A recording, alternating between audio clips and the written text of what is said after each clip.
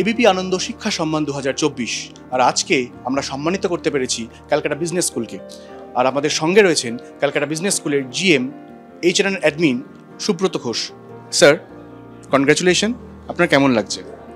অত্যন্ত ভালো লাগছে, অত্যন্ত আনন্দিত এবং গর্বিত লাগছে, কারণ আমাদের যে নিরলস প্রচেষ্টা সেটা এরকম একটা অর্গানাইজারদের কাছ থেকে তার যে স্বীকৃতি সেটা সবসময় ভালো লাগে এবং আজকেও তাই লেগেছে। আর দেখা যাক আমাদের এই যে স্বীকৃতি সেটা আমাদেরকে আরও ইন্সপায়ার করবে যাতে আমাদের কাজটাকে আরও আমরা বেটার করতে পারি ভবিষ্যতে, এবং ফিউচার জেনারেশন ডেফিনেটলি তাতে কন্ট্রিবিউটেড হবে, এটাই আমাদের আশা।